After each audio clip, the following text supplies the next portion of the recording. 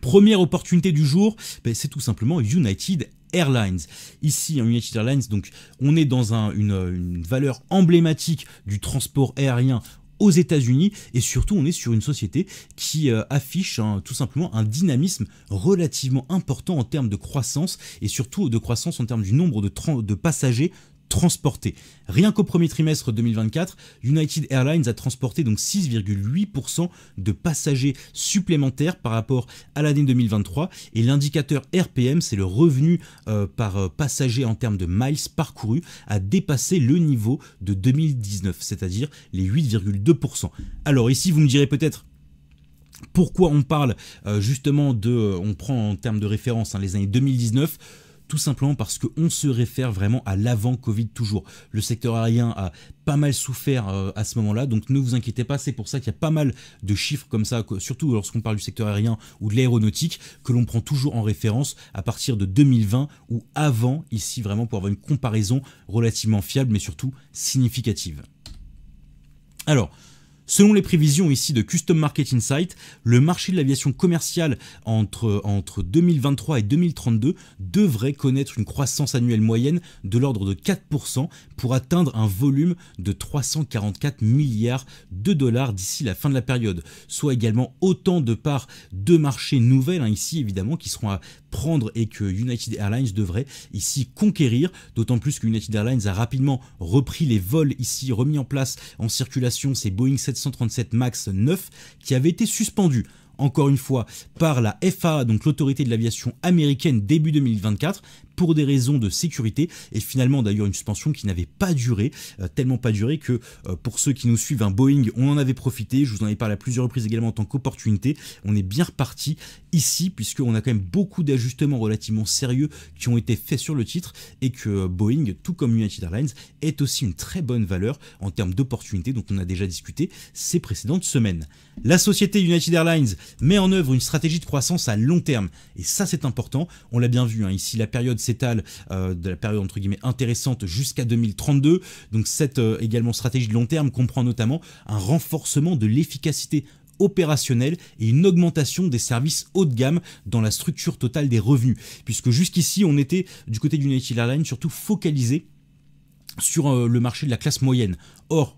concrètement, c'est pas sur ce marché-là qu'on génère le plus de marge. Évidemment, les marges, on va les chercher sur les classes supérieures, et donc c'est vraiment maintenant sur ce segment que l'entreprise entend se positionner afin de booster tout simplement son chiffre d'affaires. United Airlines s'attend également à recevoir au moins 700 nouveaux avions d'ici 2033, et qui dit 700 nouveaux appareils dit également, et là, attention, quand on parle de 700 nouveaux appareils, c'est entre guillemets un chiffre net, c'est-à-dire que il n'y aura pas 700 nouveaux appareils desquels il faudra déduire des appareils qui eux arriveront en fin de vie. Surtout pas, c'est en totalité 700 nouveaux appareils qui vont arriver au sein de la compagnie et qui donc devraient générer autant de nouveaux passagers et donc de chiffre d'affaires. Du côté du graphique, justement, United Airlines, on voit bien que l'action ici, depuis le milieu de 2021, on évoluait concrètement quasiment dans une zone de range. À l'horizontale, alors une zone de range relativement élargie, en réalité compris entre les 32 $ et les 50 $ environ. Là, ce qui nous intéresse, c'est que depuis le rebond qui a été entamé ici en fin d'année 2023, on est parti très fort à la hausse, mais surtout, on a réussi à franchir cette zone que je vous ai tracée en orange, qui était une grosse zone de résistance, qui précédemment avait systématiquement bien renvoyé les prix à la baisse. Or cette fois-ci, elle a l'air de tenir, et à chaque fois qu'on a tenté de repartir à la baisse, au contraire, on a eu de gros volumes d'achats qui se sont présentés, et c'est bien sur ça qu'on mise. Ici, c'est le fait que ces volumes d'achats soutenus me poussent à penser qu'on devrait bientôt avoir justement de gros acteurs qui pourraient commencer à se positionner sur l'action afin d'aller chercher justement un nouveau sommet ici, avec un objectif qui est relativement éloigné, à 69 $ l'action. Donc on va chercher un potentiel de plus-value de l'ordre de 32,59%. Bon, concrètement, on pourrait l'arrondir, 33% ici de hausse, un tiers de plus-value à aller chercher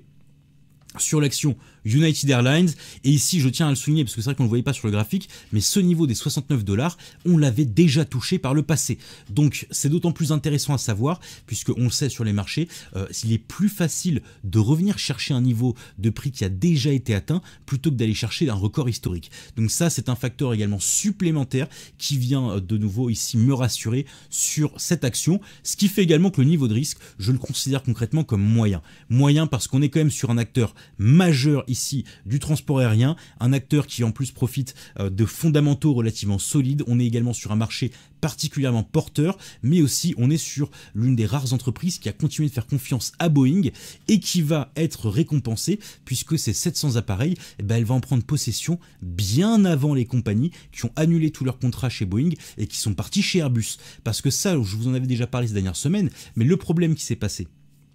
à ce moment-là, c'est que Airbus, ayant un carnet de commandes relativement plein, a du mal à suivre en termes de rythme de production et donc on va avoir des livraisons qui vont arriver très tard. Et c'est là justement que Boeing devient un véritable